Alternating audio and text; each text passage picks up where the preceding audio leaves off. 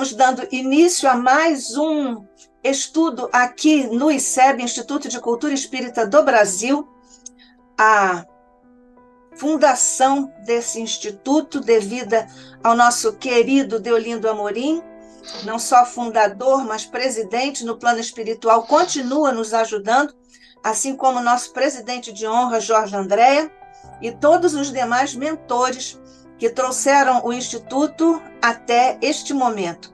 E certamente vão continuar a nos ajudar para a continuidade desta obra, que é o sonho de Deolindo e certamente um projeto do plano espiritual superior, para que nós possamos não só nos amarmos, mas nos instruirmos como nosso codificador nos legou, nos orientou.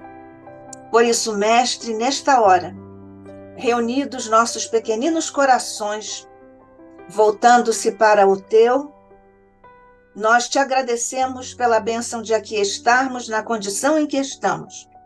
E te rogamos, Jesus amigo, que possamos receber, como sempre, o influxo de teu amor por sobre todos nós, por sobre nossos corações, do teu coração vindo este raio de teu amor cósmico. E de tua inteligência, Jesus, venham esses raios por sobre a nossa, muito particularmente neste instante.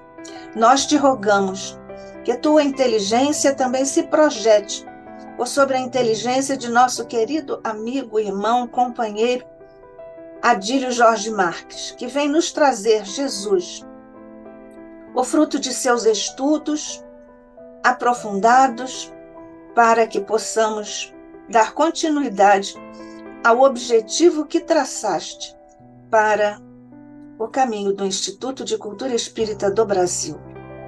Ao te agradecermos, ainda te rogamos, permite, Jesus, que o manto de Maria desça por sobre todos nós, nossas mentes e corações, nossos anjos da guarda sempre apostos, continuem junto a nós e recebam neste instante também a nossa gratidão, como também recebam a nossa gratidão os nossos queridos, incansáveis amigos espirituais. Em teu nome, Jesus, possamos agora vibrar no estudo de nosso irmão. Que assim seja, hoje e sempre, sob a graça de nosso Pai.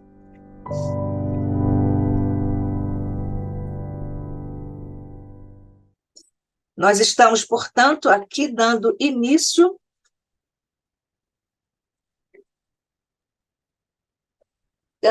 a este nosso estudo, recebendo, como já dissemos, Adílio Jorge Marques, que é professor universitário, bacharel e licenciado em Física, bacharel em História, bacharel em Filosofia, mestre em Astrofísica Estelar pelo Observatório Nacional, doutor em História e Epistemologia das Ciências, pós-doutor em História das Ciências no Brasil, atualmente professor da Universidade Federal Rural do Rio de Janeiro, no Departamento de Tecnologias e Linguagens. É membro do Kairos, equipe internacional de líderes educacionais e de outros grupos de pesquisa. Autor, dentre outros livros, de O Professor do Jovem Imperador, Galileu na Sala de Aula, Introdução às Bases Filosóficas da Física, uma abordagem histórica, Outras Etiópias, Iluminismo no Mundo Luso-Brasileiro. Nosso incansável estudioso e amigo do ICEB está conosco mais uma vez. Agradecemos a Adílio a sua disposição, a sua disponibilidade de estar aqui conosco na casa de Deolindo Amorim, acima de tudo, naturalmente, a casa de Jesus. Deus te abençoe, somos todos ouvidos. Obrigada. Obrigado, Deus abençoe a todos. Bom dia. Gostaria de agradecer o convite, a oportunidade do ICEB, por intermédio da professora Nádia, todos que estão aqui presentes. É uma honra muito grande poder voltar aqui e compartilhar, a partir de hoje, numa série de outros bate-papos, de troca de ideias, que assim, é a minha proposta, que eu espero, falar um pouquinho sobre essa junção de propostas, cujo título é esse, né? História das Ciências e Espiritismo. Uma proposta que eu ainda não havia experimentado, a professora Nádia me fez, que eu agradeço, como eu falei, e que espero que possa frutificar, né, ao longo dos encontros, para que a gente possa unir conhecimentos, que no fundo eu acho que todo conhecimento humano, refletido um pouco as palavras do próprio codificador em várias das suas obras, né, o conhecimento humano, ele, quando sistematizado e ainda mais por intermédio dos espíritos, ele certamente visa e leva ao engrandecimento da humanidade. Esse é o objetivo. Então, muito obrigado. Qual é o nosso objetivo hoje? Como eu disse, eu vou fazer ou iniciar, a partir desse encontro, uma proposta que passe pela história e a filosofia do pensamento humano com aspectos da codificação, né? Nós sabemos que vários aspectos, em vários momentos, o próprio Kardec se utiliza de pensamentos da filosofia claro, dentro de uma linha histórica da própria humanidade, ele vem como uma espécie de sintetizador, de síntese de um acúmulo de conhecimentos que a gente vai tendo e de uma própria evolução espiritual da humanidade. Então, como introdução, eu poderia dizer isso, e se o amigo Carlos quiser já colocar, então, o nosso slide, eu agradeço só para mostrar o nosso título, o primeiro slide lá. Então, História das Ciências e Espiritismo. Eu até deixo o meu contato aqui, agora que eu vi que está no primeiro slide, para aqueles que quiserem depois continuar o bate-papo. Bom, e a gente indo para o segundo slide, nós vamos ver que, como objetivo geral, como eu estava dizendo, só para que as pessoas possam acompanhar as imagens enquanto a gente vai falando, botar uma espécie de bate-papo e um link entre a história, a filosofia e a ciência espírita. Nós vamos tratar, sim, né, o espiritismo como ciência, dentro das bases de Kardec, e vou tentar fazer um percurso no sentido de vermos que, desde a antiguidade, de alguma maneira, a espiritualidade e a metodologia das ciências e a metodologia da razão humana andam juntas. Então, a ideia é mais ou menos essa. A história e a filosofia das ciências, enquanto desenvolvimento desde os tempos antigos, como eu disse, desde o mundo clássico, através de textos, a gente encontra uma série de tipos de formas de apreensão do mundo. Essa é a ideia. A espiritualidade é uma forma de apreensão desse mundo. Ao longo das civilizações, nós tivemos várias formas de contato entre o mundo dos espíritos e o mundo humano. Muitas das vezes, de uma maneira mais ligada a uma religiosidade, de uma maneira mais ligadas também, eram formas ligadas às vezes ao mundo profano, vamos dizer assim, ao mundo que se ligava à política, a uma teocracia. Muitas das vezes não havia uma metodologia. O que nós vamos ver no final de toda uma viagem, de todo um bate-papo que a gente vai fazer, é que o Kardec ele vai colocar algo que é muito importante e que tem a ver com a própria história das ciências e o pensamento da filosofia, que é metodologia, um controle rigoroso dos fatos, dessas comunicações mediúnicas, todos que, de alguma maneira, estão ligados ao movimento espírita sabem que como eu disse, a comunicação com os espíritos não é algo que tenha acontecido do século XIX para cá, do século XVIII para cá, né? Então, se a gente lembrar dos tempos na Grécia, por exemplo, sacerdotisas, sacerdotes, sempre tiveram comunicação com os espíritos. Agora, a ideia sistematizada, usar os dados positivos da ciência, como ele coloca, inclusive, na Revista Espírita, se não me engano, de setembro de 1863, numa carta, ele deixa muito claro que a proposta dos ensinamentos dados pelos espíritos não são opiniões isoladas, são, sim, sistematização de uma pesquisa feita com rigor e que vai dar na codificação. Isso é muito, assim, fantástico para a humanidade, é muito diferente de algo que seja feito de uma maneira totalmente assim religiosa ou até mesmo aberta. Então, ao longo desse bate-papo que a gente vai ter, eu vou colocar conceitos também, vou colocar questões que o próprio Kardec utilizou para sistematização, para codificação, e que muitas das vezes até a gente usa num senso comum, usa no cotidiano, mas que é importante que a gente entenda, enquanto história e filosofia das ciências, porque também é história e filosofia do movimento espírita. Tá? Então, quando a gente fala, como no segundo ponto aí, a ciência é um conjunto de conhecimentos empíricos, teóricos e práticos sobre a natureza. Então, a natureza, para os antigos, era tudo que nos rodeava, tanto no plano físico quanto não físico, no manifestado e não manifestado. Por isso até botei natureza aqui itálico. Essa natureza, essa physis, em grego, ela tinha um aspecto de vida, vivo. É como se tudo que nos cercasse tivesse cercado também de uma consciência. Muitas das vezes, isso beirava um certo panteísmo, ou seja, uma visão de que tudo é a própria manifestação de Deus, essa inteligência estaria dissolvida em tudo, e tudo se misturava numa única consciência. O que não é o caso, obviamente, da proposta espírita e da nossa experiência acumulada ao longo de séculos. A gente vê que cada um de nós tem a nossa identidade, a nossa própria história, a nossa própria história reencarnacionista e etc. Bom, porém, de qualquer maneira, a gente percebe que o acumulado de conhecimentos da humanidade passa por esse contato, por essa conversa com a natureza, né? Com essa conversa com inteligências que às vezes se manifestavam de maneira individual e, como eu disse, às vezes de uma maneira como se fosse coletiva.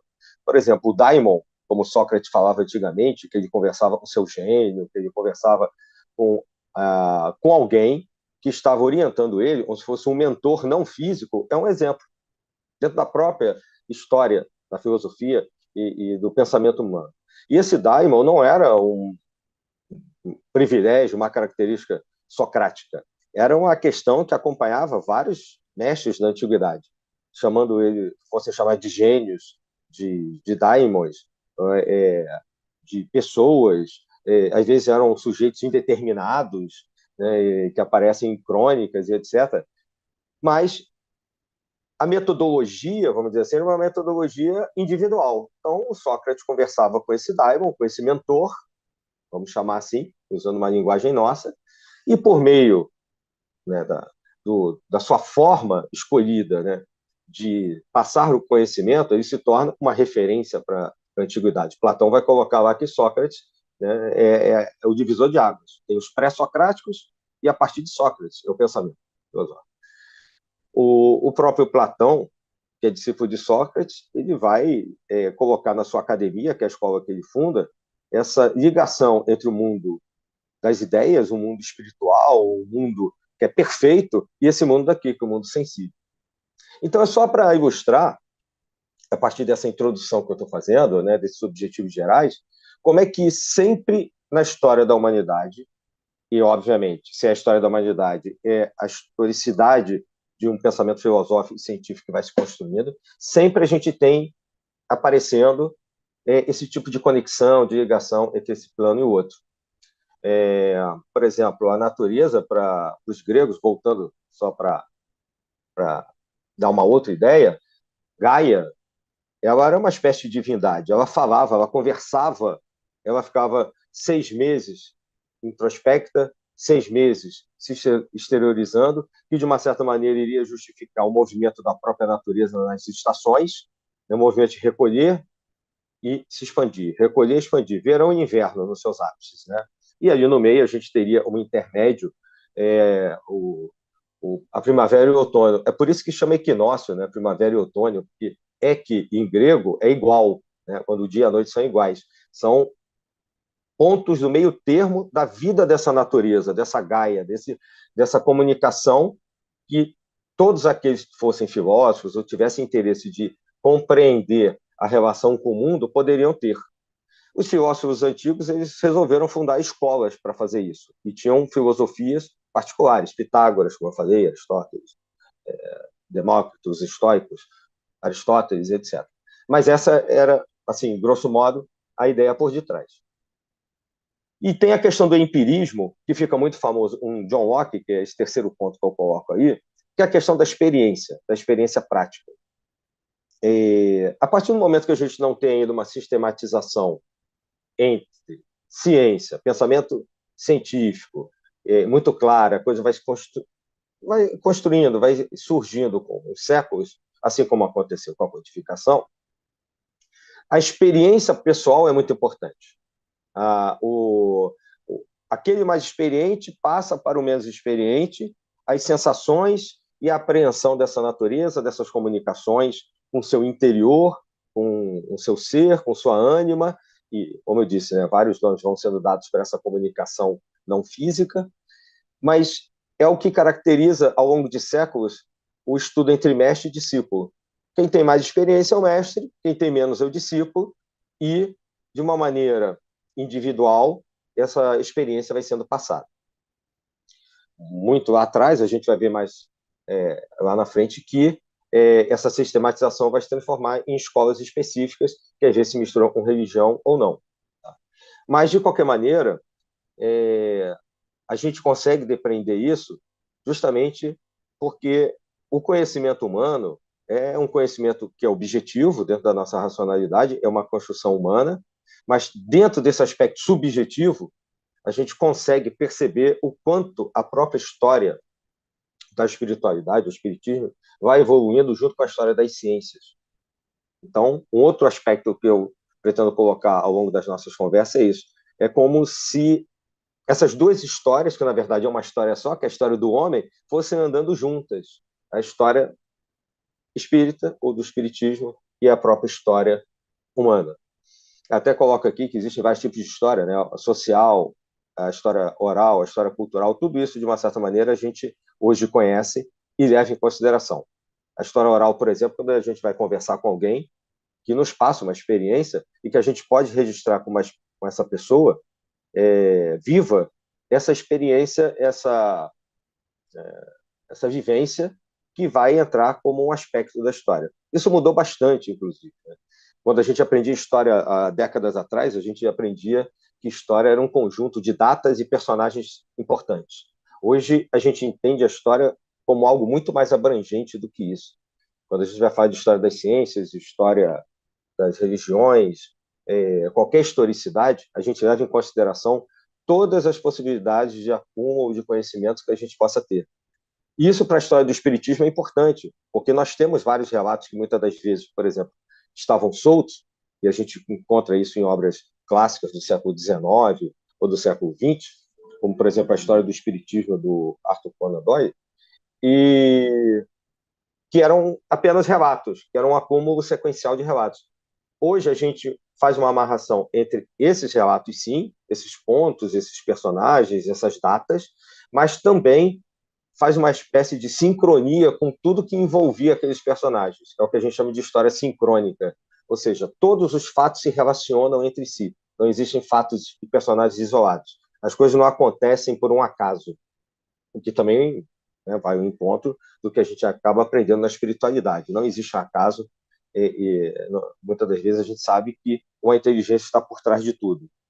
Mas se nós não formos entrar nessa questão, pelo menos academicamente, que é uma inteligência por detrás de tudo, de acordo com cada pesquisador, pelo menos historiograficamente a gente acaba admitindo isso, né? Que tudo se interrelaciona. É a história sincrônica. E a história antiga é uma história diacrônica, ou seja, dividida, né? Então, em 2020 aconteceu isso, com tais pessoas, 2021 aquilo, 2022 aquilo, então era assim que a gente aprendia, como se as coisas fossem seccionadas e os fatos não se relacionassem. Mas eles se relacionam. E, de uma certa maneira, isso vai ao encontro de entender toda essa historiografia, que nós vamos fazer um passeio desde a antiguidade, passando para a Idade Média, como para esse penúltimo ponto, desde Aristóteles, Tales de Mileto, Platão, até os nossos dias de hoje. Quando a gente passa pela Idade Média, a gente acha muitas das vezes, só fazendo os parênteses, esse tipo de comunicação, ou as ciências não existiam, não tinha ciência, era a época das trevas, e nada aconteceu durante 1000 anos. Então, fazendo um parênteses, não é assim que a história contemporânea observa a Idade Média, em qualquer aspecto, mesmo na história das ciências. Conhecimentos científicos, propostas científicas, como, por exemplo, eu citei aqui, né, Grosseteste e Buridan, existiam. Desenvolvimentos para a física, discussões que vieram depois na química, a partir da alquimia, discussões, sim, questionando a religiosidade vigente. Então, não é uma história de obscurantismo da Idade Média. A Revolução Científica como um momento ali, né, pós-Renascimento, em que a gente vai ter, por volta do século XVI, XVII, pelo menos centrando na Europa, a gente está falando ali da Europa, uma ideia de estrutura das ciências como a gente conhece hoje. Química, física, matemática, estudo da natureza. Depois a gente tem os estudos sociais mais na frente, né, sociológicos, com a área de humanas. Então, nessa época, surge mais uma separação entre as ciências, e é isso que a história das ciências trata. Já que eu estou fazendo, como eu disse, um paralelo o tempo inteiro entre a história das ciências e o espiritismo e a espiritualidade. Bom, e esse último aspecto, eu acho que é um fechamento para aquilo que eu estava falando, essa última frase aqui, para o que eu estava falando desculpe, na Revista Espírita, sobre a questão dos dados positivos da ciência. Quando o Kardec coloca lá que ele só admitia evolução mediante rigoroso controle dos fatos e das comunicações mediúnicas, sempre sujeitas ao bom senso e ao critério da universidade. Bom, isso daqui é o que marca a nossa doutrina. Ele, enquanto uma pessoa das exatas, da matemática, ele vai usar justamente esse aspecto das ciências para poder entender e codificar o que a gente conhece hoje na doutrina que a gente pratica. Então, existia, mais na frente a gente vai falar disso, não necessariamente muito hoje, né? Mas a questão do Augusto Comte, do positivismo, e a ideia de que aquilo que era um conhecimento verdadeiro, genuíno, que é apreendido pela razão, deveria ser usado através do método científico para a apreensão da natureza e a apreensão da verdade. É isso que o Kardec faz baseado em aspectos da ciência. Ele vai recolher várias comunicações, ele vai ter uma metodologia, que é o método científico, de uma certa maneira, ele vai recolher e analisar várias dessas comunicações e codificar, né? Vocês sabem essa história, e a partir dali a gente tem como resultado o que a gente conhece.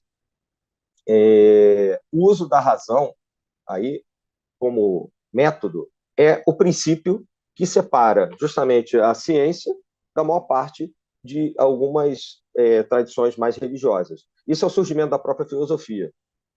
Quando o Aristóteles vai dizer lá que Tales de Mileto é o primeiro filósofo, mais ou menos 400, 500 a.C., ele está separando o período, por exemplo, mitológico da nossa história, do pensamento humano, não que não tivesse uma tentativa de ciência, vamos dizer assim, de entender a natureza antes de Tales de Mileto, mas era recheado de questões mais religiosas que não necessitavam da razão para explicar a natureza. O que faz a filosofia surgir? O que faz essa historicidade mudar? Quando aqueles gregos, no mundo ocidental, né, pegando a Grécia, vão entender a natureza como algo que pode ser explicado racionalmente. Então, isso vai construindo a história das ciências ao longo dos séculos, mesmo depois da era cristã, e é isso que o Kardec coloca como fonte principal da sua metodologia. Então, falando de um modo geral, de uma certa maneira eu já coloquei isso, né? Tanto as religiões quanto a ciência tentam descrever a natureza, esse mundo que nos cerca, essa physis, né? Que dá origem a physis, natureza, em grego, da física, nome física, e uma explicação para a origem do universo e de tudo que é observado. Tudo. Aí, no caso, tanto o mundo manifestado quanto o não manifestado. Essa diferença na forma de visão é que separa o senso comum das ciências, como a gente está falando antes. E quando a gente usa uma coisa chamada método, método vem do grego, né? Odós, caminho, é encontrar um caminho para, é encontrar uma solução. Isso aqui é um método que o Kardec usa e que as ciências vai usar para se diferenciar daquilo, e não tem método, que é o senso comum. Isso é uma questão que é necessária para que a gente encontre provas para trabalhar dentro das ciências com a razão, para que a gente possa justificar que alguma coisa seja científica. Ou seja, se eu consigo reproduzir um experimento, se eu tenho um encadeamento metodológico para fazer alguma coisa, e se isso pode ser controlado pela racionalidade humana e pode ser compreendido e reproduzido, aconteceu num país, aconteceu no outro, como no caso da codificação, eu posso inferir que há ali um determinado resultado e há ali algo a ser esperado que eu possa controlar pelo meu método científico. Então, é isso que caracteriza as ciências. E a história das ciências visa justamente entender como esse caminho todo veio acontecendo desde a antiguidade até os nossos dias, e nós vamos, como eu disse, sempre fazendo, esbarrando naqueles momentos da comunicação entre esse mundo e o outro, até chegar na codificação no século XIX. Talvez, de uma certa maneira, alguns historiadores da ciência, alguns colegas meus, coloquem a questão de ser apenas uma única ciência, porque a natureza seria uma só. Isso é uma questão que fica em aberto, porque existem historiadores que trabalham, nós temos ideias que são focadas numa unicidade, de que tudo pode ser explicado através de uma única forma de explicação, de uma única racionalidade. Já outros historiadores da ciência trabalham com uma miríade, uma multiplicidade de disciplinas, e que cada uma dessas áreas das ciências tem uma história própria e um caminho próprio. De qualquer maneira, eu acho que para o nosso caso não faz diferença, apesar de nós termos disciplinas divididas. No final das contas, a gente lembra, isso aí já é uma opinião um pouco mais minha, a gente lembra antigamente, praticamente essas disciplinas não existiam divididas, era um conhecimento humano só. Por isso que era muito comum que o conhecimento chamado ciência fosse um conhecimento ao mesmo tempo teológico, político, porque era basicamente uma única coisa, e às vezes uma mesma personagem era especializada em vários assuntos. Então, por exemplo, Isaac Newton, ainda, já recentemente, né? Isaac Newton, ele era teólogo, ele era físico, ele era matemático e era alquimista. Isso agora, né, falando do século XVII. Então, antigamente, mais ainda. Quanto mais para trás no tempo, mais as ciências, pelo menos na minha visão, parecem ser uma só, parecem se unir num conhecimento único, e depois, com a expansão desse conhecimento, ela vai se separando um pouco da própria religiosidade e se especializando em determinadas áreas. Essa é a visão que eu tenho. Obviamente, a gente está falando de um pensamento ocidental, né, mais eurocentrado, que é o caso da codificação, da história das ciências que eu estou adotando. Eu falo isso porque não é que a gente diga que não existia ciência no Oriente, claro que existia, mas é uma outra visão que é diferente da nossa cultura, então a gente centra, quando fala em história da ciência, a gente fala da história das ciências ocidental. E pegando desde a antiguidade, desde lá dos pré-socráticos, séculos 5, 6, antes da nossa era, né? Antes da nossa era comum. De uma certa maneira, eu também já falei isso daqui. Isso aqui é o paradigma que se rompe. A mudança do pensamento baseada apenas nas percepções psicológicas e nos mitos, e muitas das vezes em dogmas, para um pensamento filosófico-científico baseado no ceticismo, na crítica, na dúvida. É esse segundo ponto que vai fazer com que a ciência tome um caminho dentro da história humana como parte da formação da nossa historicidade, do próprio ser humano, tanto no plano físico quanto não físico. A possibilidade de você questionar, de você perguntar, de você ser uma interrogação ambulante, de você poder afirmar que alguma coisa possa ou não existir, ou ser falsa, ou que possa vir um novo modelo, paradigma, né, em grego, um novo modelo que entre em cena e que justifique uma nova explicação dessa mesma natureza.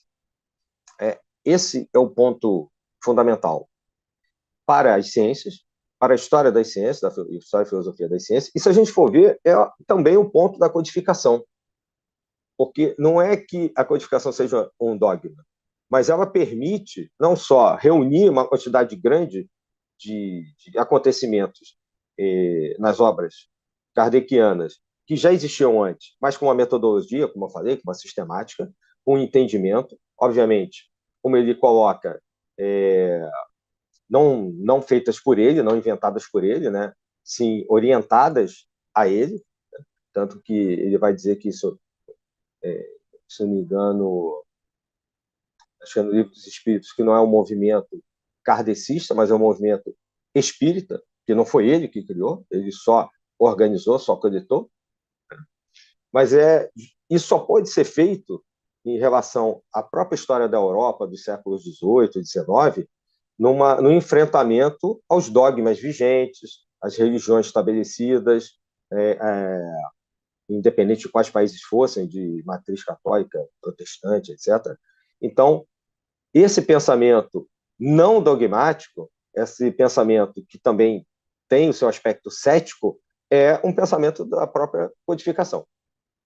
Mas a gente, ao longo dessa conversa, a gente vai voltar a tratar dessas questões conceituais, desses aspectos.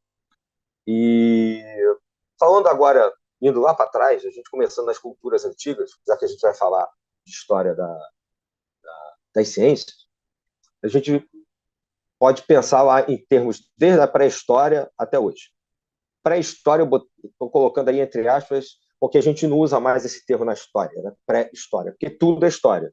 Se a gente falou antes que todos os personagens, todas as atividades se interrelacionam, então não tem uma antes da história e uma coisa pós-história. Tudo é história. Mesmo os Homens das Cavernas, a Idade do Bronze, sem problema. Em todos os momentos, existe uma tradição oral, antes mesmo de existir a escrita, que trata de uma espiritualidade, uma espécie de conversa entre os seres humanos e o mundo que o cerca, como a gente falou. Isso, de uma certa maneira, obviamente, só lembrando um pouquinho da história, se desenvolve com a agricultura, com o aumento da reserva de comida, a partir do momento que as cidades se estabelecem. Quando as cidades se estabelecem, sacerdotes se estabelecem também de uma maneira mais ampla, e essa comunicação com o mundo espiritual começa a acontecer de acordo com cada cultura de uma determinada maneira. É só a gente pegar, por exemplo, de leste a oeste do nosso planeta, de norte a sul, todos os lugares nós temos vestígios de civilizações antigas com lugares sagrados. Muitas das vezes esses lugares sagrados eles eram relacionados com propostas que a gente chama hoje de astronomia, que antigamente era astrologia para a história das ciências. Assim como hoje é a química, antigamente era a alquimia. Esses movimentos do céu, no caso, que é o que a gente tinha como astrologia, era uma forma de se comunicar com os deuses que lá estavam. Você tinha uma comunicação entre os terrestres, entre os que aqui estavam, e o mundo visível muito distante, que é o local onde deveriam estar os deuses, que normalmente ou era simbolizado por estrelas, e o que a gente chama de planetas hoje, ou por montanhas. Normalmente tem uma montanha associada às lendas, o Olimpo, qualquer coisa assim, e nessa montanha estão os deuses. Por que a montanha? Porque é uma espécie de aproximação entre a Terra e o céu. É o ponto mais próximo do céu, é o topo da montanha. Então, lá atrás, para fazer observação científica dos astros e para se comunicar, se usava esses espaços sagrados. E esses espaços sagrados, como Stonehenge, por exemplo, na Inglaterra, eram espaços sagrados, mas que ao mesmo tempo serviram como observatórios de astronomia. Muito provavelmente, os astrônomos foram os primeiros que fizeram a tentativa de comunicação com os deuses, com os espíritos, com aqueles que transcendiam de forma não física esse mundo que eles conheciam. Porque todo mundo, em algum momento, isso aí é uma inferência, evidentemente, né? Porque a escrita vem depois, quando sai do lugar que está dormindo, seja uma caverna ou a sua casa, olha para o céu para saber se é dia ou noite. Se é noite, olha para o céu e procura a lua, que é um astro muito diferente, muito maior que os outros. Aqueles pontinhos brilhantes lá, as estrelas. Durante o dia, você tem um astro fantasticamente luminoso, que é o Sol, e que muitas das vezes acaba associado, sim, a deuses. O Sol, normalmente, assim como a Lua, acabaram associados a deuses. Porque a partir do Sol e da Lua, toda a ciência se estruturou, falando assim, bem de maneira geral.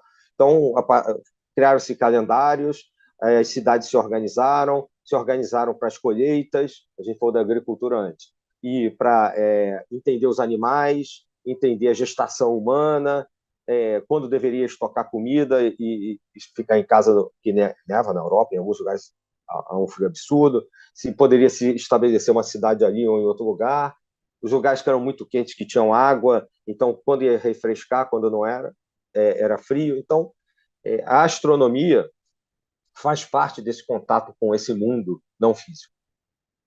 E aí, indo lá para o Oriente Médio, fazendo uma pontezinha com o Oriente, porque nós herdamos nessa antiguidade, a história das ciências mostra isso, muito do que a gente chama hoje como conhecimento. Né? A sensação de ciência, de conhecer, vem também de aspectos das ciências da Mesopotâmia, dos Sumérios. Então, por exemplo, onde é o Iraque hoje, naquela região, há 5.500 anos atrás, aproximadamente, a gente tem registros numéricos, por exemplo. Então, para surgir a ciência, teve que surgir uma coisa chamada matemática, teve que surgir uma relação numérica, ou seja, a quantização. Para o que é a Grécia lá, aquela região que a gente chama do surgimento da filosofia, a gente ainda nessa época, 3.500, 3.000 a.C., a gente está vivendo um período mais psicológico ainda ligado aos mitos. Mas para o Oriente Médio também tem esse aspecto dos deuses. Mas a relação da observação da natureza com as relações divinas faz surgir uma coisa que é a quantização. Essa quantização para as ciências é muito importante. O surgimento da matemática. Inclusive o Teorema de Pitágoras. O Teorema de Pitágoras não é de Pitágoras, só leva o nome. O Pitágoras só ganhou a fama muito tempo depois, mas foi encontrada, por exemplo, uma tábua, eu botei aqui como curiosidade, que é esse segundo tópico aqui, uma tábua de argila, muito antiga, provavelmente de 1.900 anos antes da Era Comum, antes de Cristo, que tem o tratamento do triângulo retângulo pitagórico, né? Da hipotenusa e a soma do quadrado dos catetos, né? Daquela relação entre os lados dos catetos e a hipotenusa, que é uma relação numérica. É que a gente conhece como geometria, como aquele triângulo, mas eles faziam como quantidades. A relação do lado maior 5 tem que ser proporcional aos lados menores 3 e 4, como eu botei aqui. Eu não vou entrar muito nessa questão, é só para contextualizar. São os trios pitagóricos, né? Os triângulos retângulos têm uma proporção específica entre os lados e menores e o lado maior, que é a hipotenusa. Então, isso daí não é de Pitágoras. Acontece que Pitágoras, como todos aqueles, Platão, todos aqueles nomes da antiguidade, eles antes de serem filósofos, vamos botar assim, com F maiúsculo, eles, para se tornarem filósofos, eles se tornariam sábios. E antes de se tornarem sábios, mestres, eles tinham que fazer várias viagens, eles tinham que viajar pelo mundo. E um dos lugares, né, era ali o Oriente Médio, e outro dos lugares muito comum era o Egito. Platão coloca numa das suas obras, se não me engano, Timeu e Critias, quando ele conversa lá com o sacerdote, se não me engano, de Samos, que vai falar para ele sobre a Atlântida. Então ele traz aqui para o Ocidente o mito da Atlântida, porque ele conversou com o sacerdote egípcio lá. Então as escolas egípcias, as escolas do Oriente, seriam como se fossem as universidades atuais, né? Que os árabes depois chamaram de escolas de sabedoria, quando o movimento muçulmano surge muito depois. Essas escolas existiram durante muito tempo. Então, o modelo a gente tem de universidade aqui é copiado desses modelos da antiguidade. Então, é só uma curiosidade, como é que Pitágoras leva a fama, leva para a sua escola essa relação matemática que ele aprendeu, que era muito anterior a ele.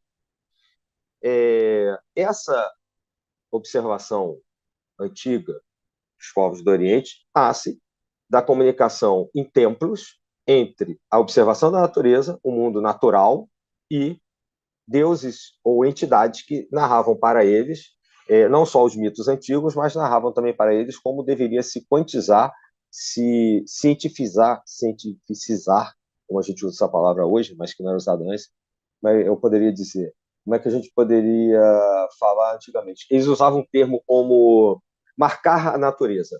Como se poderia marcar a natureza, que não é um termo muito usado hoje, né? Ou seja, entendê-la para transmitir aos seus discípulos. Então, era isso que os antigos faziam. E aí surge a história das ciências. Mas, como eu estou mostrando, sempre numa relação entre este mundo e o próximo. Nunca totalmente separado. Não, eu sou um astrônomo, eu só trabalho observando o céu e eu não tenho relação nenhuma com a matemática, com os deuses, com a minha língua. Não. Tudo isso se relacionava para criar o conhecimento, e é assim que a história das ciências surge, junto com a história da própria espiritualidade.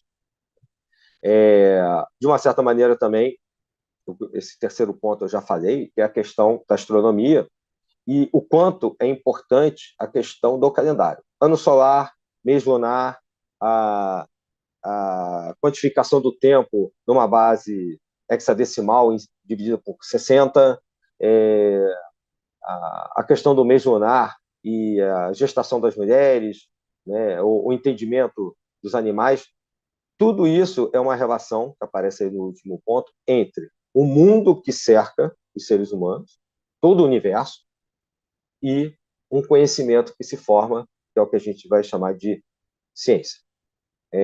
Ciência no sentido mais lato possível mesmo, né? Ou seja, conhecer alguma coisa, como está no latim. Eu vou aprender, vou tomar ciência de alguma coisa. É isso que estava se fazendo. Só que não estava se fazendo só para, por exemplo, montar um calendário. Estava se fazendo isso para se conhecer o mundo. E não havia uma separação, pelo menos pensando em termos ocidentais, até o século IV, V antes da nossa era, entre esse mundo divino e o mundo da razão, o mundo das ciências. Falando do Egito, eu já mencionei um pouco, e a gente encontra romances espíritas que tratam do Egito. Realmente é uma civilização importante para a história das ciências, porque não só arquitetura, pirâmides e coisas do tipo, naqueles templos, que também tem uma correlação astronômica, mas pelo próprio desenvolvimento das ciências, pontualmente falando. Existiam templos e cidades que eram especializados em medicina, outros em matemática. Ptah, por exemplo, o deus Ptah, relacionado a conhecimentos que a gente pode chamar de matemática, de geometria, né, vai dar em Pitágoras, por exemplo, o nome Pitágoras. Esses nomes, muitas das vezes, não eram os nomes verdadeiros desses personagens. Eram nomes que eles adotaram, às vezes, como mestres, como se fossem nomes iniciáticos, a partir de um conhecimento que ele adquiriu. E, às vezes, era o nome pelo qual ele era mais conhecido como mestre, como Platão de Atenas. Então, Platão, que ele tinha as omoplatas muito grandes, e normalmente era um nome só, o primeiro nome, e depois era o local de onde ele era. Então, Pitágoras de Samos, Tales, que vinha de Mileto, Platão de Atenas, etc. E então o Egito é importante, que marca esse ideário todo, toda essa mentalidade antiga, mas marca o surgimento das ciências como algo importante. A gente vê que depois, pelo menos a partir do que a gente chama de Grécia hoje, né, que é essa região que hoje é a Grécia, que eram cidades-estados, a Hélade, etc., eles vão beber não só entre os povos do Oriente, mas também ali na África, na questão do Egito. A geometria, tanto que Platão era um geômetra, é importante pelo surgimento da matemática. As construções, como eu falei, as arquiteturas têm uma relação com a astronomia. Não sei se a Moreira já deve ter visto que a constelação de Órion, que são aquelas três Marias, como a gente chama aqui no Brasil, aquelas três estrelas, elas estão alinhadas com as principais pirâmides do Planalto de Gizé, no Egito. Aquelas três pirâmides que ficam ali perto do Cairo, elas são alinhadas com as três Marias. Elas eram um observatório astronômico.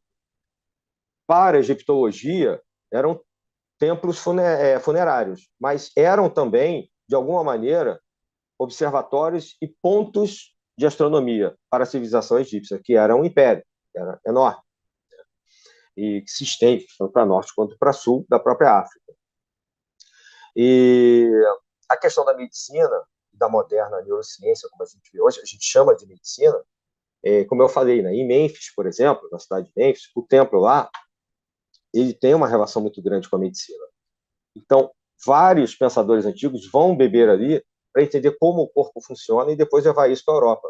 Aristóteles era um biólogo, era médico, foi tutor do Alexandre o Grande. Mas a gente conhece o Aristóteles como um filósofo, claro, muito importante, mas ele bebe nesses conhecimentos da antiguidade para poder tentar entender como é que a alma humana, a ânima, como ele coloca no livro Ânima, o Aristóteles, como é que essa alma interage com esse corpo e nós conseguimos ter uma coisa chamada vida, que, para esses antigos, dependia, sim, né, de um fator não material, de uma essência interna, né, de um espírito, de uma alma encarnada, né, falando como hoje, e que essas almas encarnadas e as não encarnadas com as quais os antigos se comunicavam, os egípcios se comunicavam, e quando morriam eram mumificados, né, os que tinham dinheiro, dos reis, né, eram mumificados, e depois iam para o mundo espiritual se aproximar de um Criador.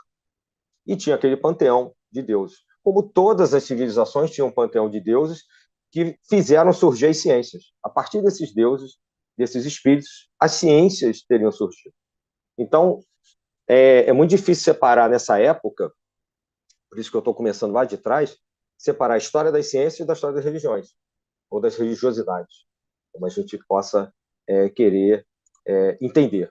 Então, temos vários exemplos disso. Quem foi à Quinta da Boa Vista no Museu no Rio de Janeiro, ou em qualquer outro museu no mundo que tenha múmias, vai entender que existe um motivo para que aquelas múmias continuassem ali permanentes. Até por um motivo de manter vivo o seu duplo, né? Aquele que ele era aqui, para que ele continuasse existindo do outro lado. Então, botei aqui, do Gabriel Delany, né, que é até a fotinho dele, uma citação que eu achei interessante, de O Espiritismo perante a Ciência. O Espiritismo é uma ciência progressiva. Estou mostrando aqui, desde lá da antiguidade, né, e falando, a gente vai trazendo um acúmulo de conhecimentos. Né? Conforme os espíritos progridem, e nós crescemos intelectualmente, né, eles descobrem verdades novas que nos transmitem gradualmente. Portanto, não temos dogmas nem pontos doutrinários inflexíveis. Eu destaquei esse, que para mim é importante, porque mostra o quanto o espiritismo não está fixo em coisas rígidas. Quanto ele se permite evoluir, o Kardec deixa isso claro em várias das suas obras, porque a ciência, assim como a ciência progrediu e vai andar ao longo dos séculos, o conhecimento dos espíritos e o conhecimento do espiritismo também. A gente vai aprofundando isso. E a gente vê o quanto nos últimos anos, quase 200 anos, vamos dizer assim, desde 1857, quanto andou, o quanto a gente teve de desdobramento dentro do conhecimento espírita. Isso é um reflexo do pensamento científico que é adotado dentro da tradição, dentro do próprio espiritismo. Eu acho interessante o título da obra, né? O Espiritismo perante a Ciência. O quanto, em vários momentos, alguns pensadores, eu vou tentar trazer alguns aqui, já até mencionei o Arthur Conan Doyle, né, com a história do espiritismo, fazem uma correlação ou com a história das ciências ou mostrando que a própria ciência profana, né, metódica da academia, também é usada e também reflete a ciência espírita. Eu pensei da seguinte maneira, eu falei da historicidade, né, a gente está considerando o espiritismo, e pensei numa espécie de triângulo de forças, de conhecimento. Né? Assim, a gente sabe, e o número 3 aparece bastante nesses povos antigos, e mesmo hoje, como uma espécie de orientação do conhecimento. Então, ciência, filosofia e religião, como uma espécie de tríade, de triângulo, né, lembrando lá do triângulo do Pitágoras, né, que ligam esse conhecimento, que fazem com que o ser humano evolua e ligue o divino, o céu, com a terra, o espiritual com o humano. A gente falou da ciência, falou da filosofia, e é claro que assim surgem as religiões estabelecidas. Mesmo no sentido mais comum, de se religar, e etc., mas também no sentido interior, né? Uma conceituação, um conhecimento de religião muito mais profundo do que um simples religar antigo. E até eu coloco aqui que constituía a restauração do Evangelho de Jesus Cristo, estabelecendo a renovação definitiva do homem para a grandeza do seu imenso futuro espiritual. Isso está no Consolador, na página 19 e 20. E é isso. Eu acho que é exatamente isso que acontece. A história das ciências, que não deixa de ser a história e a filosofia das ciências se relacionam ao longo de todo o tempo, como está aqui por Emmanuel, no Consolador, explicando as religiões e explicando a própria codificação.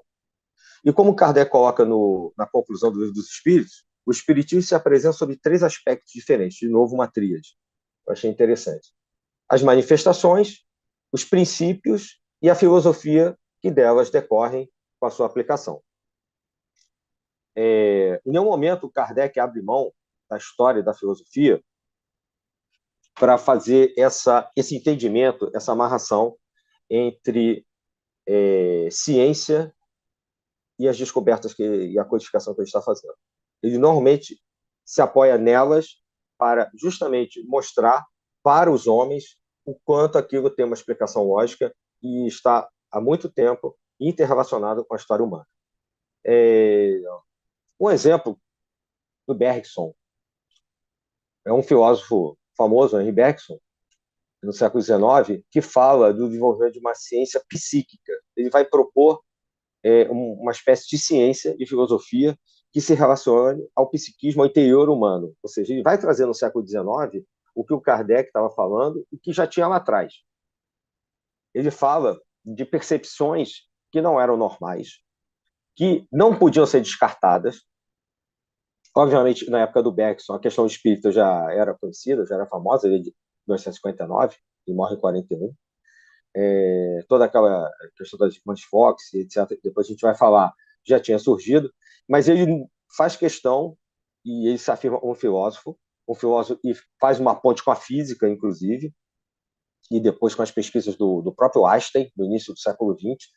O Bergson ele vai enfatizar a importância que a certeza científica tem para o entendimento da imortalidade da alma, em suas obras. E ele, inclusive, participa, em Paris, do grupo de estudo de fenômenos psíquicos. Foi presidente da Sociedade para Pesquisas Psíquicas de Londres.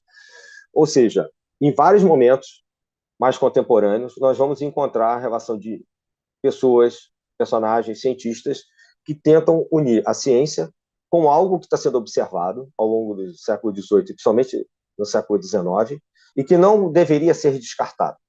Claro que nós vamos encontrar em Kardec essa pessoa que faz isso realmente. Daí a importância de Kardec, na minha opinião. Mas enfatizando que não se deixou de lado, na cabeça de alguns pensadores, essa importância da união entre as ciências e o espiritismo e o mundo que o Bergson chama de psíquico. Mas eu pensei na história do espiritismo, depois de fazer esse preâmbulo todo da história das ciências, da história e filosofia da ciência, em 2 partes. O fenômeno e doutrina, porque a gente pode pensar nas fases históricas do fenômeno.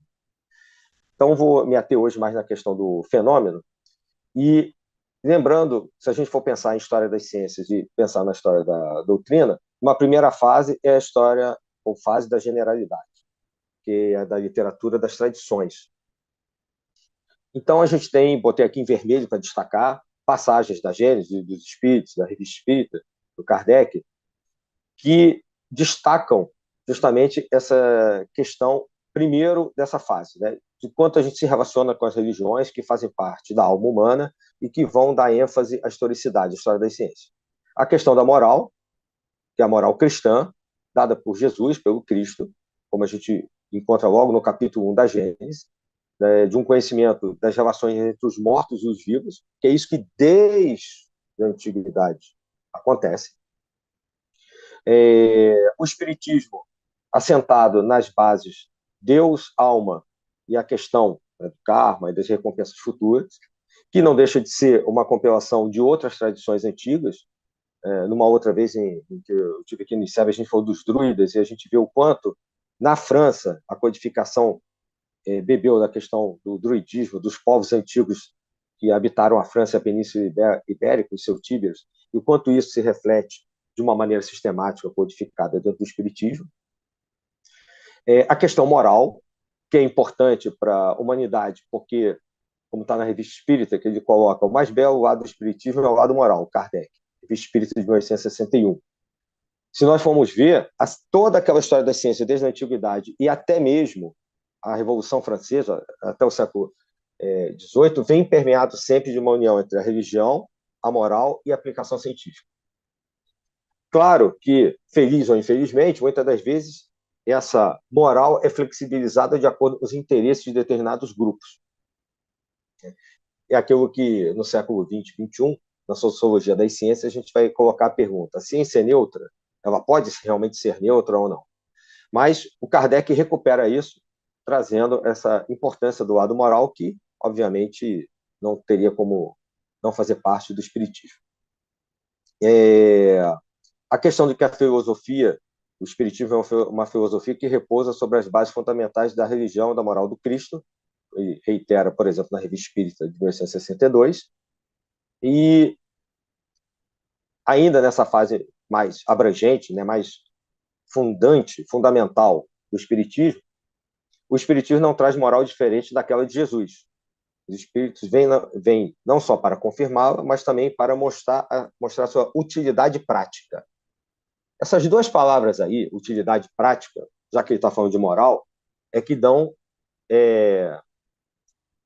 inteligência a tudo isso que está colocado aqui como destaque da Gênese e dos espíritos. Porque a moral enquanto uma prática de uma ética que é dada pelos espíritos. A ética no sentido universal, filosoficamente falando, que tende a ser universalista e deveria abranger todos os seres vivos e não vivos, todas as humanidades, independente de leste, oeste, oriente, ocidente, cultura, mas que tem que ser colocada em prática. Então, uma ética que tem que ser moralizada, tem que ter uma moral.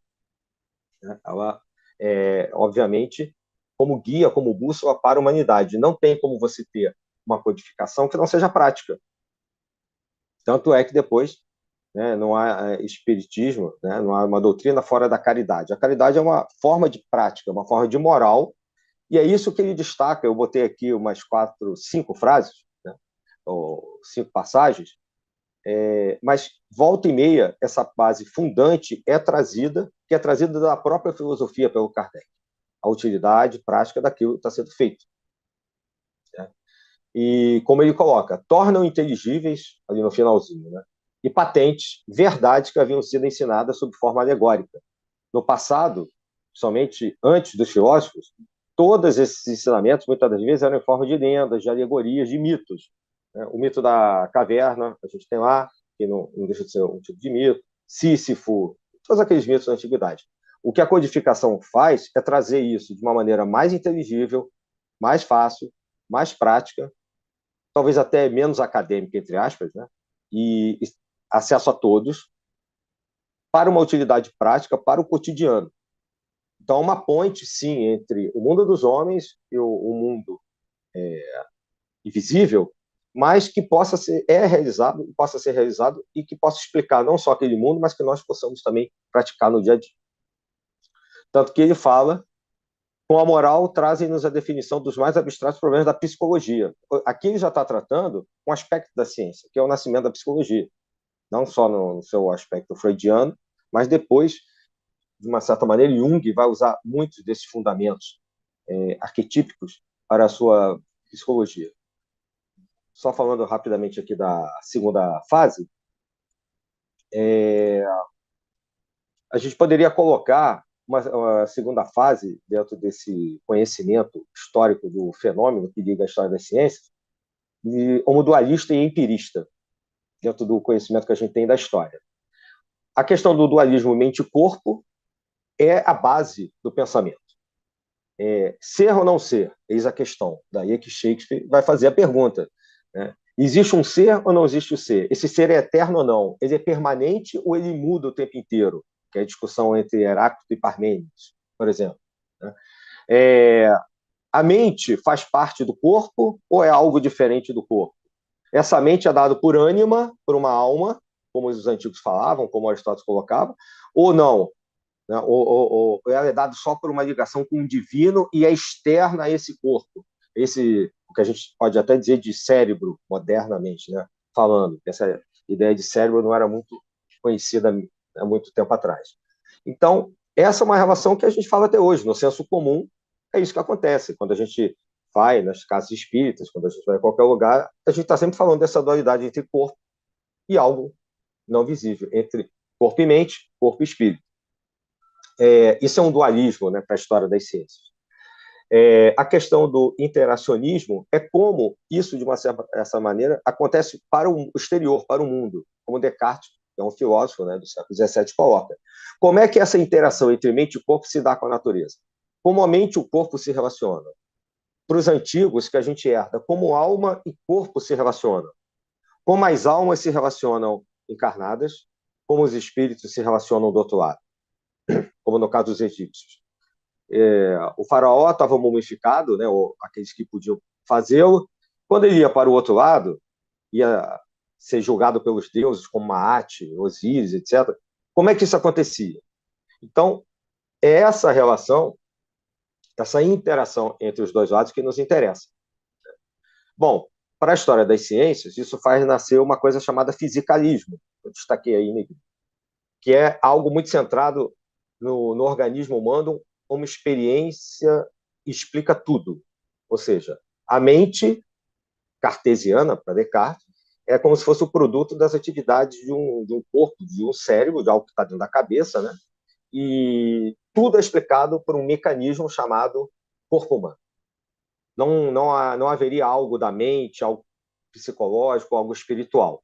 Então, a história das ciências, num determinado momento, ela entra, principalmente no pré-iluminismo, do século XVIII, mas já com Descartes no século XVII, ela vai trazer essa antiga discussão entre mente e o corpo e vai levar aquilo como quase que vai começar a haver um radicalismo para a parte física e a parte espiritual, numa fase da história das ciências, vai ser quase esquecida.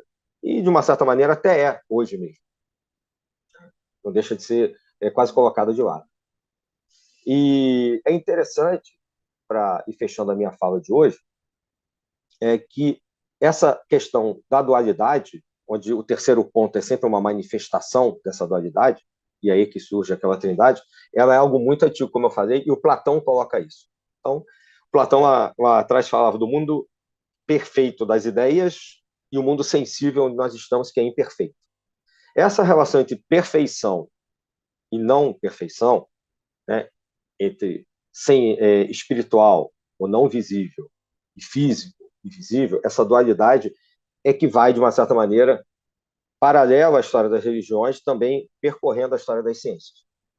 E, no fundo, o que os homens, de alguma maneira, vão tentar o tempo inteiro é romper esse véu entre esses dois mundos, né, que é a linha platônica, como se chama, né, a linha entre os dois mundos, que ficou muito famosa com Platão, mas, obviamente, ele bebe da antiguidade, como eu já expliquei. Entre esse mundo e o outro, há uma forma de comunicação, com exceção no caso daqueles que eram muito cartesianos, né, que adotaram essa perspectiva cartesiana que eu botei aqui, justamente para contextualizar por que se usa esse termo. Mas essa comunicação, ela faz parte da história da humanidade o tempo inteiro. E até hoje nós fazemos isso. Só que hoje com com uma organização dada pelo codificador, que antes, na história da humanidade, nunca havia sido proposta. A forma como Kardec coloca, para ir finalizando, né, a fala de hoje, e abrir as perguntas, se a professora assim concordar, a forma como Kardec coloca essa estrutura metodologicamente, positivamente, toda essa experiência é algo inédito para a humanidade e que faz com que estejamos hoje aqui conversando nesse momento e que todo o movimento espírita exista com a força que tem, desde sempre, mas principalmente hoje no mundo inteiro. Agradecendo muito, muito, muito a sua exposição, Adílio Jorge Marques, aqui no ICEB, que bem revela a sua formação, a sua cultura multifacética, porque você nos trouxe um amálgama de filosofia, de ciência, de história, e que muito, muito certamente enriquece as nossas reuniões de estudo aqui no ICEB. E que revela exatamente a proposta do sonho de Deolindo, que é de termos um Instituto de Estudos Avançados do Espiritismo. Muito obrigada. Nós temos aqui algumas participações, mas perguntas que eu esteja informada. Nós temos aqui a participação de Fabiano Pereira Nunes, que também é um brilhante expositor aqui no ICEB. Fabiano Nunes, ele diz bom dia para a professora Nádia, Carlão. Carlão é o nosso Carlos, viu, Adílio? Ah, tá.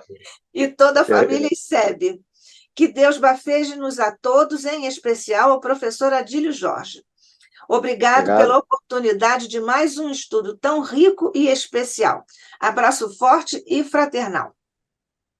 Agora vamos à pergunta do Fabiano, Adílio. Uma Certo. questão. Alguns pesquisadores advogam que a ciência, a filosofia e até a religião da Grécia do período clássico helênico foram plagiados, entre aspas, muitas aspas, diz o Fabiano, da civilização suméria. A notoriedade da cultura grega teria acontecido pela sua disseminação por Alexandre Magno e, posteriormente, pelos romanos. Inclusive, as mitologias da Gênesis mosaica e o Grande Dilúvio também estão na religião suméria. O que o prezado professor pensa dessa tese, hein, Adílio? Bom, obrigado pela participação. É, é uma tese aceita, ele tem razão, né? Se nós formos olhar a Gênesis, o primeiro livro lá do Pentateuco, o Antigo Testamento, toda aquela questão, por exemplo, do dilúvio, como ele colocou, e toda aquela questão, ela se repete lá atrás. Tem os sumérios, babilônios, e por isso que eu comecei fazendo aquela viagem, vamos chamar de viagem a nossa conversa, que vai se estender também em outros encontros. Lá na Antiguidade, e eu passei da Grécia, porque a gente tem um pensamento eurocentrado, e realmente, como eu falei, os gregos, eles sistematizaram de uma maneira que nós entendemos, né, pelo ethos que a gente tem, né, a nossa Constituição, pela forma como a racionalidade ocidental entende o conhecimento, a gente acabou bebendo dessa fonte. Mas eles foram beber nas fontes do Oriente, dos Sumérios, das escolas de lá, como eu falei antes. Então, sim, eu não diria que seria plagiado pelo seguinte, eles desenvolveram métodos, os gregos, agora, falando, tá? Métodos próprios, cada filósofo, suas próprias escolas e seus próprios métodos, né? O Sócrates com o seu método maiêutico, né? O Platão com a academia, o Liceu de Aristóteles, né? A escola pitagórica, que essas escolas, esses métodos, eram um acúmulo, era uma soma de conhecimentos de vários lugares, não só dos sumérios. Aí eu mencionei o Egito, em alguns momentos, né? Falei, né, de Ptah, de Mênfis. Então, eu acho que uma das grandes contribuições para a gente aqui no Ocidente, pensamento ocidental dos gregos, sim, eles beberam naquelas fontes, mas eu não diria plagiado, eu diria que eles compilaram, sistematizaram nas suas escolas e esse caminhar de séculos, né, mais ou menos, sei lá, 500 anos antes de Cristo, e seguindo por todos os pré-socráticos, os atomistas todos, até chegar em Sócrates e etc., e passando para Aristóteles e a escola aristotélica, ele foi esse caminhar, esse acúmulo de conhecimento, essa sistematização das escolas gregas foi muito importante para a gente. Até porque eles mantiveram uma coisa que eles aprenderam lá com os sumérios, os egípcios, que era não separar essa dualidade mente e corpo, ou físico e não físico, não separar algo como a ciência faz hoje, só estudar o físico. Eles mantiveram a concepção de estudar esse plano e o outro plano. Então, nós herdamos isso. Isso veio ao longo de toda a nossa civilização. E eu acho que é importante também, no caso dos gregos, porque o cristianismo ele é praticamente grego, né? Ele é neoplatônico em muitas coisas. E se nós formos ver a metodologia, várias das metodologias de Jesus, como, por exemplo, andar com os discípulos e fazer o sermão da montanha, sermões, parábolas, essa metodologia ele pega com os gregos. Uma metodologia que estava ali no Oriente, os gregos pegaram lá, e, a gente chama de grego, como eu disse, ali onde estava Atenas, né, aquela região toda ali, que nos chamava a Grécia como é hoje. Né? Mas essa metodologia era uma metodologia universal, mestre, discípulo, passar minha experiência, claro que era um ser superior, evidentemente, mas é como se todo mundo copiasse todo mundo, é isso que eu quero dizer. E o cristianismo bebe dessa fonte que é muito inteligível para a gente, que não é só calcada no conhecimento judaico. A historicidade judaica do Antigo Testamento, com a formação do Novo Testamento de bastante inspiração grega, como ele foi escrito, ajuda a formar o cristianismo como a gente conhece. Então, eu concordo com ele, mas só fazendo esse apanhado, assim, não é nem parênteses, é uma contextualização, porque eu acho importante para o Ocidente esse pensamento grego, como ele se formou, inclusive para o cristianismo que a gente conhece. Deixa eu ver aqui, porque o Fabiano às vezes desdobra, viu? Não Ah, sem desdobrou. problema, ótimo. Não, mas ele não desdobrou, mas queria.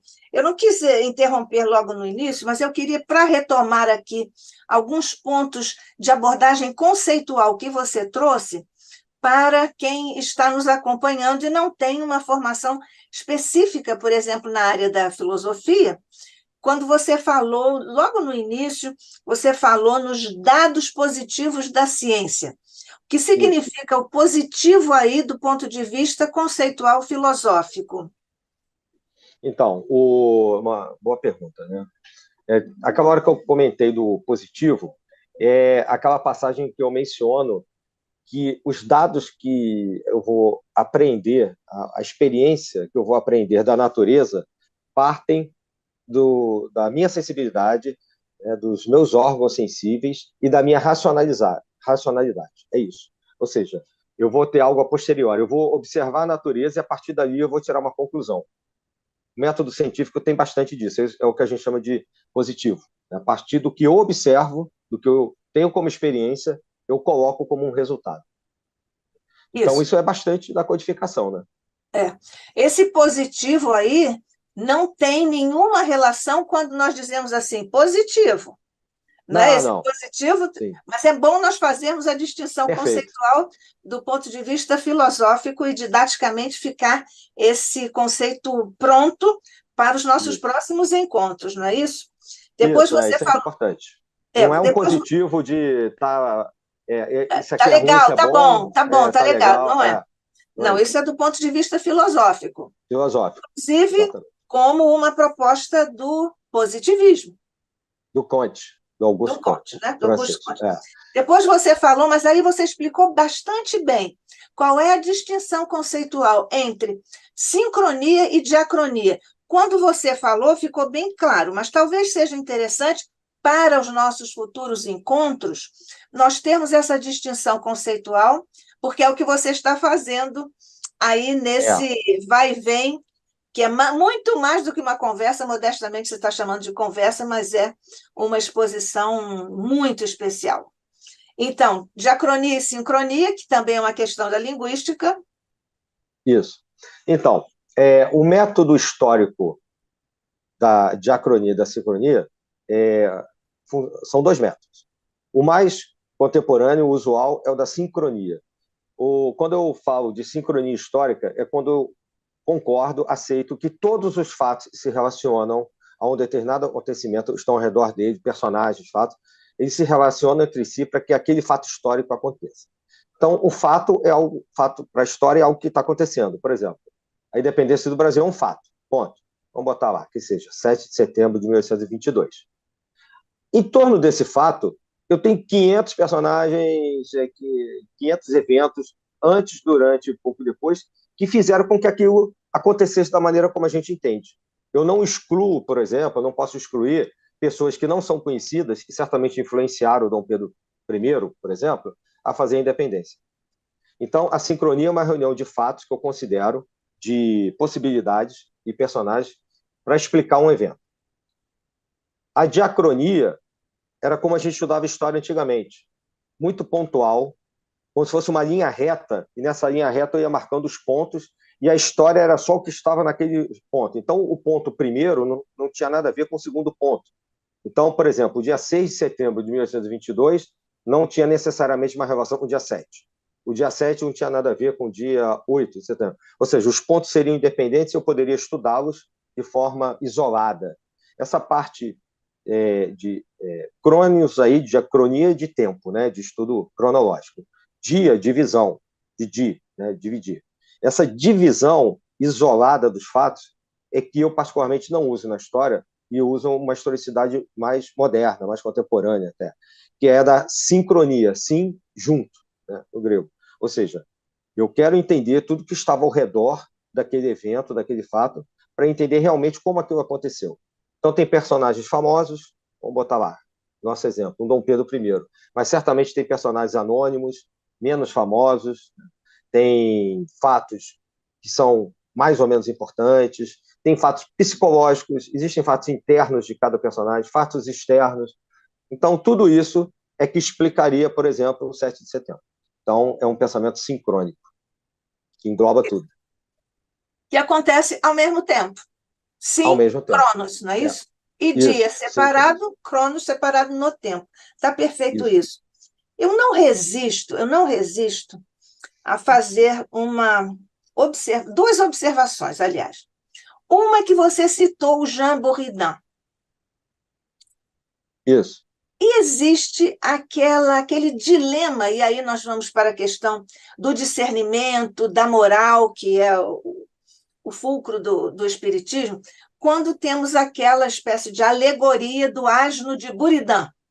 Não é isso? A figura de um asno que estava com fome e ele estava com 2 sacos de feno, iguaizinhos diante dele. E ele morreu de fome porque ele não tinha como escolher.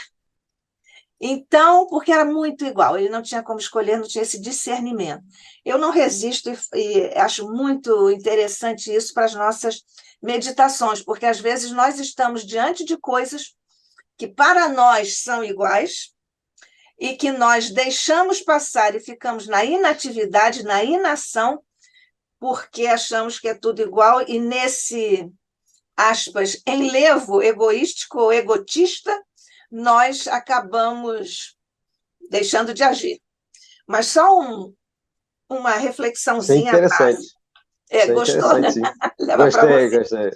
Outra coisa de que eu gostei também é porque você citou o Stonehenge como sendo uma Ah, memória naquelas pedras, né?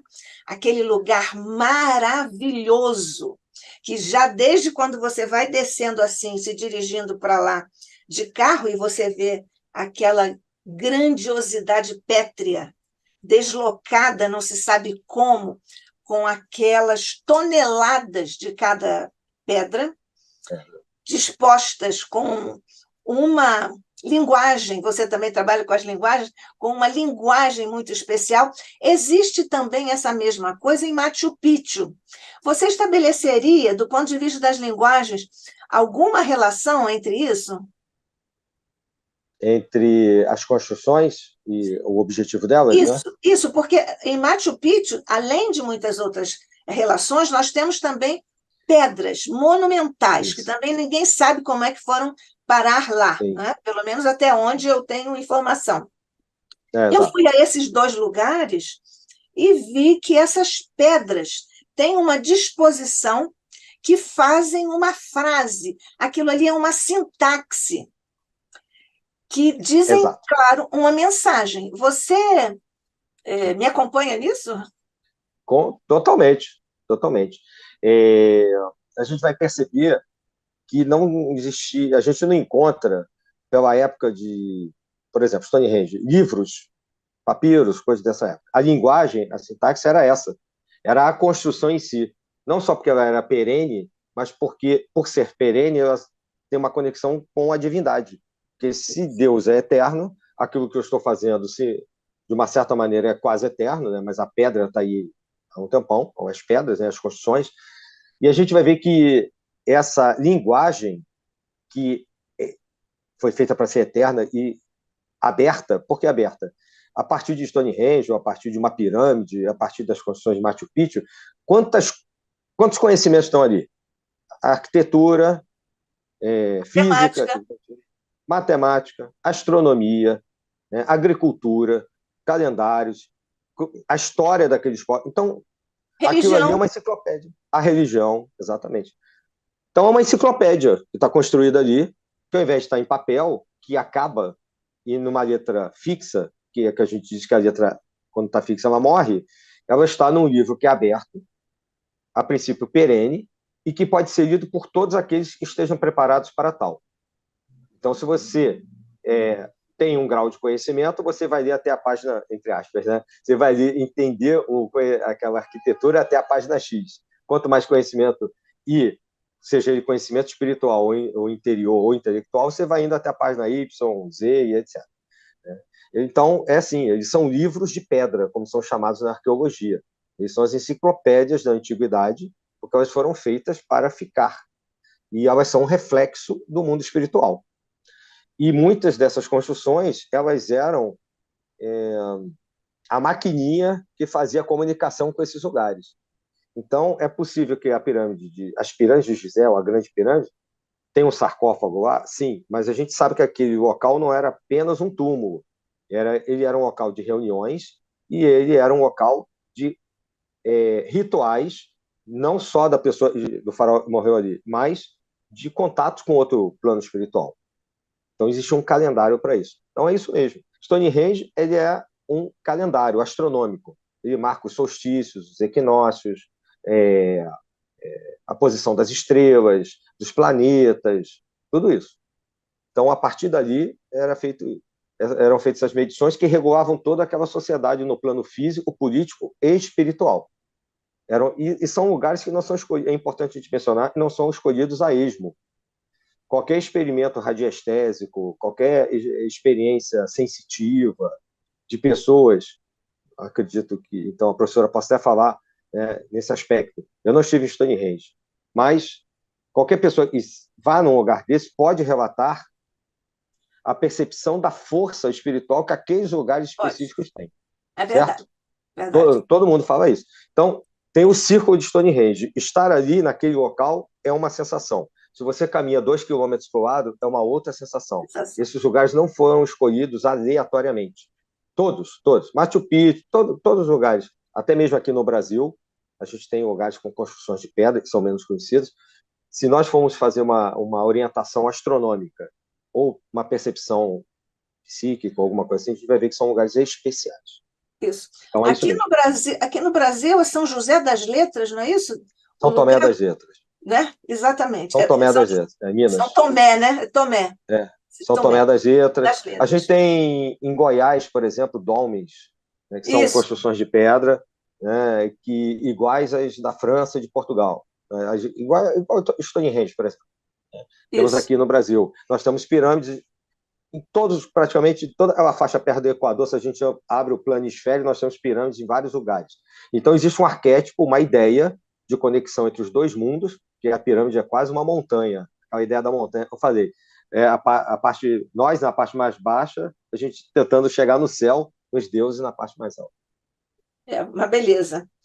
Olha, só uma nota aqui, lamentável, uma nota histórica. Nós já tivemos múmias no Museu Nacional, aqui no Rio de Janeiro, da Universidade Federal do Rio de Janeiro, nossa amada universidade.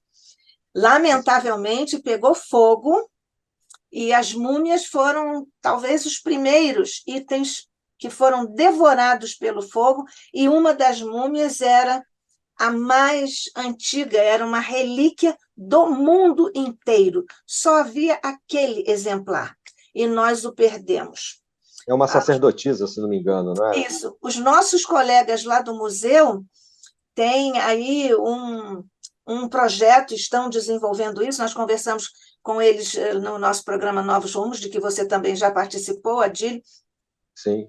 E eles recuperaram isso no metaverso, mas não é a mesma coisa. Eu, quando era adolescente, havia um professor lá, um professor maravilhoso, um grande egiptólogo chamado Vítor Straviarsky. Sim, sim. Você conheceu, né? Você conheceu o Vítor? Não, eu conheci de entrevistas, de revistas antigas. Ele contava as histórias da sacerdotisa. Exato, maravilhoso. Ele ficava de um lado das múmias, ou então depois dos vasos, das esculturas e tudo, e falava sobre aquilo. E nós, criancinhas praticamente, nós ficávamos embevecidos ali, ouvindo o professor Vítor Straviarsky diante da múmia. Era uma experiência absolutamente inesquecível, única, especialíssima, especialíssima.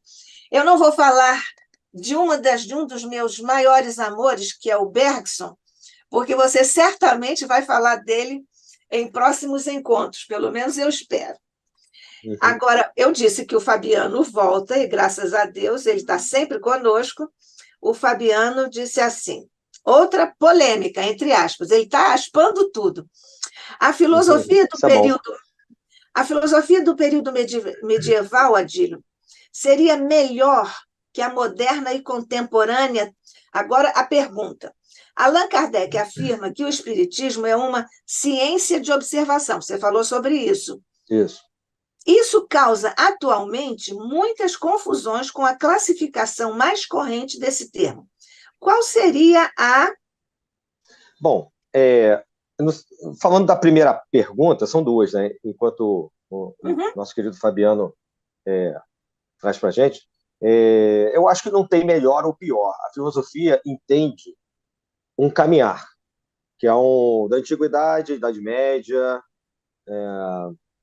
a Idade Moderna, a Idade Contemporânea, falando assim, bem facilmente a linha cronológica, como todas as filosofias se complementam e são importantes, como eu falei no início. Nós vamos fazer esse caminhar, esse bate-papo, mas é um acúmulo de conhecimentos. O próprio Kardec deixa isso claro em várias passagens de suas várias obras, e tanto que tem uma codificação justamente porque você tem muitas coisas e que estão em aberto. Esse é um dos grandes trabalhos. Então, eu acho que na Idade Média, a gente tem coisas positivas ali, mas falta algo que a revolução científica vai trazer, que é a experimentação. Na Idade Média, há um desenvolvimento filosófico muito importante, há um desenvolvimento de teorias, há um desenvolvimento da episteme, do conhecimento, que a gente vai falar mais no próximo encontro, mas não há a experimentação, que é justamente o que o Kardec coloca até naquelas primeiras passagens que eu mencionei lá no início. A experimentação, ela é fundamental. E o Galileu vai colocar isso. Eu não tenho como descrever, por exemplo, a Lua se eu não observar a Lua. E o Galileu vai fazer os desenhos da Lua. Eu não tenho como definir um movimento na física se eu não quantificar esse movimento também. Se eu só qualificá-lo, se eu der só qualidade a ele, se eu for só pensar na teoria, eu tenho uma parte do conhecimento, mas muitas das vezes eu preciso quantificá-lo. Isso vem depois da Idade Média. Então, não é que eu não colocaria como melhor, mas eu colocaria como algo que é uma evolução e que vai levando a humanidade a um progresso. Nós estamos num planeta de expiação e provas, nós temos fases da nossa evolução enquanto encarnados aqui. A própria ideia de reencarnação vai e volta, né, de acordo com a civilização, e na antiguidade era totalmente presente, e a gente sabe que depois ela, no segundo milênio, em algum momento, ela some bastante, mas eu acho que ela vai progredindo até chegar nas idades posteriores, tanto que a gente tem uma técnica que nasce hoje a partir dessa quantificação da revolução científica. Mas aí a gente pode falar mais disso no próximo encontro. Agora, Isso. a terceira pergunta, eu não entendi. Eu acho que foi isso que ele voltou a falar aqui. Ele diz: qual seria a diferença entre a definição de ciência de observação do conceito kardeciano e a atual definição? Do conceito de observação? De ciência da observação. Ele diz: qual seria a diferença entre a definição de ciência de observação do conceito, a diferença disso, do conceito kardeciano e a atual definição? Seria assim, qual a diferença entre a definição de ciência de observação e o conceito kardeciano e a atual definição? Basicamente, ele não quer que tenha diferença, o Kardec. Basicamente, é coletar informações. Como é que é o método científico que pega a observação? Eu tenho que reproduzir uma prática, um experimento. Eu vou acumular o máximo possível de reproduções de informações daquilo. Isso vem desde de Bacon, por exemplo, antes de Descartes. Eu vou tabular aquilo, eu vou organizar essas informações, foi justamente o que o Kardec fez, e vou colocar o resultado. Se aquilo se repete ao longo, no caso aqui, não é uma conta, não é uma matemática, mas se aquele fenômeno se repete em vários lugares, da mesma maneira, e as perguntas são respondidas da mesma maneira, então essa observação ela pode ser considerada como reprodutível, então ela foi considerada como válida. Então, fundamentalmente, não tem muita diferença. Essa é a proposta da codificação. E em relação à ciência de hoje, o que tem que além dessa parte da observação, mas que serve para as ciências sociais, é que em algumas partes da ciência você usa uma quantificação maior. Então, claro que hoje nós temos um aprofundamento de meados do século XIX, onde estava o Kardec, né? Até o final do século XX e século XXI, onde nós estamos hoje, além da tecnologia toda a gente tem a nosso favor, de não depender só de carta do correio, que levava um tempão para chegar no destinatário, mandar a psicografia de volta, tabular aquilo tudo na mão, né, sem um Excel, sem um Word, alguma coisa. Além de toda a tecnologia, você teve um desenvolvimento da metodologia científica, houve um desenvolvimento. Então, hoje a gente tem uma especialização disso. Mas, fundamentalmente, a proposta é a mesma. Observar, isso, catalogar, poder reproduzir aquilo e entender aquilo como vale. Isso. Essa validação pela incidência e reincidência do fato não é para agora, não. Não é para agora, não, porque ainda vamos falar com Santiago. Você depois podia falar sobre o Popper, para nós pensarmos essa posição do Popper e essa posição aqui do Kardec, que eu, claro, também acompanho, mas só para nós entendermos do ponto de vista da teoria do conhecimento e da ciência mesmo, o Popper e essa questão do Kardec que você acabou de enunciar. Obrigada, Fabiano. Agora, obrigada, Santiago. Santiago diz assim, Kardec afirma ser uma ciência da observação, diz da observação, no sentido de ter um critério para analisar se um fenômeno é ou não real. E também por ter critério de análise das mensagens para evitar mistificações. Quer que eu releia, não? Não. Não. Uhum. Ele continua. Sim, tá. Ele continua aqui, não sei se você quer que leia tudo, você depois faz o comentário como você quiser. Sobre a filosofia, diz o Santiago. Obrigada, Santiago. Hoje, muitos dos objetos de estudo da filosofia, principalmente relativos à matéria, são objetos de estudo das ciências. Na antiguidade e medieval, era tudo objeto da filosofia. Você tangenciou essa questão. Exatamente. Basicamente é isso. É que eu quis usar uma terminologia mais simples, mas quando eu falei de teoria, é isso. Tinha a qualidade, a questão da filosofia, né? E as ciências, no sentido mais amplo que a gente tem hoje, que implementa essa metodologia que tem uma parte quantitativa também, que já é com Bacon, Descartes, etc.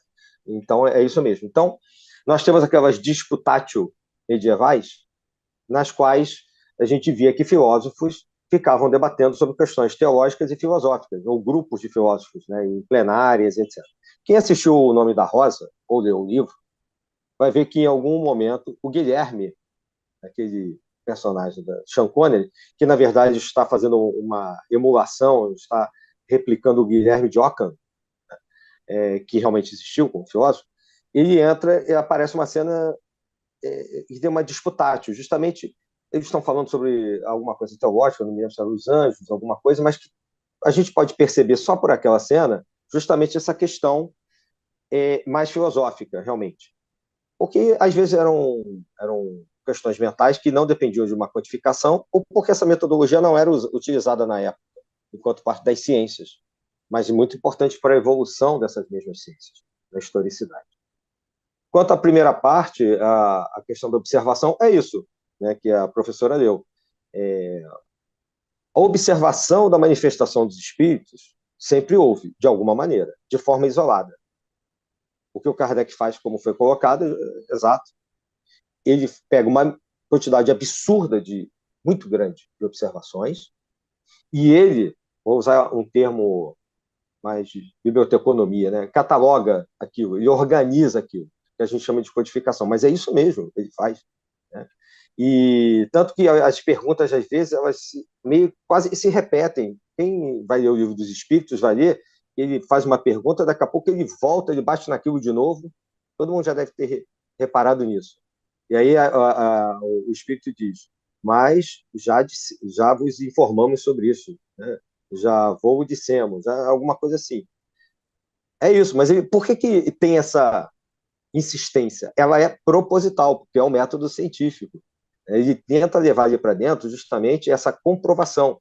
e ele foi percebendo que as respostas batiam junto com as manifestações ao redor de vários lugares do mundo. Então, essa observação é fundamental para a natureza das pesquisas científicas, e ela foi fundamental para o espiritismo. Adílio, nós não temos outras perguntas. Eu também já poupei você, já falei só no Bergson para a próxima e no Popper. Só tenho que ter essas duas encomendas. Para Tá bom. as 3 próximas Sim, reuniões nossas de reuniões. estudo. Tá Mas bom. certamente reuniões que serão agradáveis, profundas, técnicas, especiais, muito responsáveis, para todos nós seguirmos o que o nosso querido codificador nos disse: espíritos amai-vos, espíritas instruí-vos. Aqui no ICEB nós temos esses dois motos, né, de direção para a nossa atuação no ICEB, que, como Instituto de Estudos Avançados do Espiritismo, agradece mais uma vez a você, Adílio, ter estado aqui conosco e trazer o fruto das suas interrogações no campo da filosofia, suas constatações no campo da ciência e as suas também reflexões sobre as linguagens, campos em que você atua e se formou tão brilhantemente.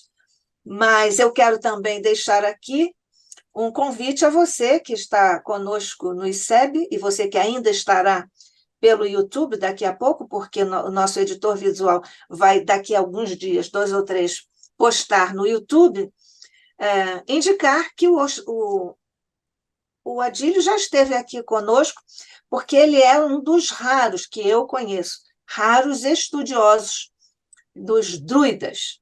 Não por acaso, os druidas nos interessam muitíssimo como espíritas, então você pode ir lá.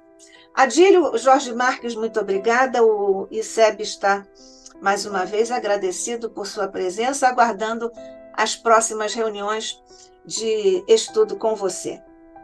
Mas muito especialmente, Jesus, nós, nesta hora, queremos te agradecer a bênção das tuas luzes e das tuas vibrações por sobre nossas mentes e corações durante este encontro fraterno de estudo de todas as informações através das quais tu, o Mestre Divino, Mestre divinizado, tu os trouxeste didaticamente nessa tua didaxis cósmica, trouxeste para nós ao longo do tempo. Atravessamos nessa aventura do conhecimento da mente humana se abrindo gradativamente ao longo dos séculos e milênios. Por tudo isso, Mestre, nós te agradecemos. Agradecemos a tua proteção sobre o nosso querido Adílio, sobre todos os que estamos encarnados e desencarnados aqui no ICEB, rogando-te continues a abençoar o ICEB, as nossas vidas, os nossos projetos no bem, as nossas trajetórias. Fica conosco, abençoa, Mestre, até é desnecessário pedir. Mas nós te dizemos, abençoa, multiplica as bênçãos, as luzes, as energias salutares, a tua proteção por sobre todos os nossos irmãos que atravessam duras provas e expiações no planeta que tão amorosamente diriges. Fica conosco, fica com todos eles, Mestre, hoje e sempre sob o olhar de nosso Pai.